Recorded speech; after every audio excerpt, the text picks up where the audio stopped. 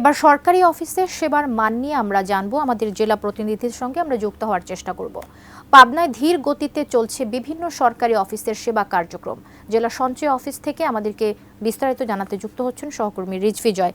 রিজভি জয়, সেবা প্রত্যাশীরা সেবা কার্যক্রম নিয়ে কোনো রকম অভিযোগ করছেন কিনা, বা করলেও কি রকমের অভিযোগ করছেন, সেই বিষয়গুলো নিয়ে একটু আপনার মাধ্যমে জানতে চাইবো।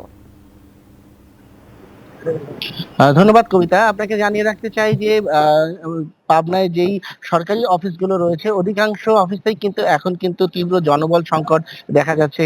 এর কারণে আসলে 5ই আগস্টের পরে বিভিন্ন সরকারি দপ্তরে রদবদল করা হয়েছে, একেবারে জেলা প্রশাসকের কার্যালয় থেকে শুরু করে প্রতিটি সরকারি অফিসেই কম বেশি রদবদল করা হয়েছে এবং সেক্ষেত্রে অনেক কর্মকর্তারা কিন্তু এখনো যোগ দেননি। আবার অনেক ক্ষেত্রে সেই সেই তারা যে নতুন যে পদায়ন সেই পদায়নটি পরিবর্তনের জন্য চেষ্টা করছেন। এই সবকিছু মিলে কিন্তু এক ধরনের স্থবিরতাই দেখা দিচ্ছে। এর পাশাপাশি সাধারণ মানুষের মধ্যেও কিন্তু যেই সেবা গ্রহণ করার ক্ষেত্রে নানা ধরনের ভোগান্তি এবং এই যে একই কাজ করতে এসে দীর্ঘ সময় লাগার কারণে তারাও কিন্তু অনেকটাই এখন যেই সেবা সরকারি অফিসগুলো থেকে একটু তারা ভোগান্তি শিকারী হচ্ছেন।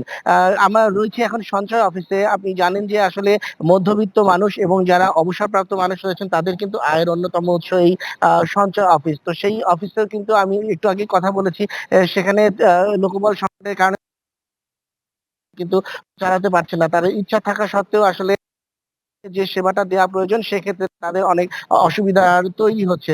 Double million offer, Walton fridge কিনে পেতে পারেন 20 লক্ষ টাকা, রয়েছে কোটি কোটি টাকার নিশ্চিত উপহার। তো সেক্ষেত্রে আসলে এই লোকবল সংকটগুলো দ্রুত পূরণের জন্য কিন্তু দাবি জানিয়েছেন সকলেই।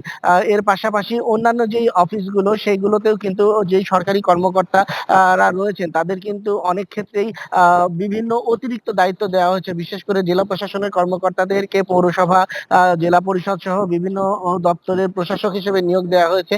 তারা এই অতিরিক্ত দায়িত্ব পালন করার ক্ষেত্রেও কিন্তু হিমশিম খাচ্ছেন বিভিন্ন কার্যালয়ে কাজ করতে গিয়ে। সেক্ষেত্রে সাধারণ মানুষের আসলে অনেক ক্ষেত্রেই ভোগান্তির শিকার হচ্ছে। সামগ্রিক ব্যবস্থাকে একটি সুস্থির অবস্থার মধ্যে দ্রুত নিয়ে আসার জন্য কিন্তু সাধারণ মানুষ দাবি জানিয়েছেন। কবিতা, এই ছিল আমার কাছে পাবনার সরকারি অফিসের সেবা কার্যক্রমের খবর।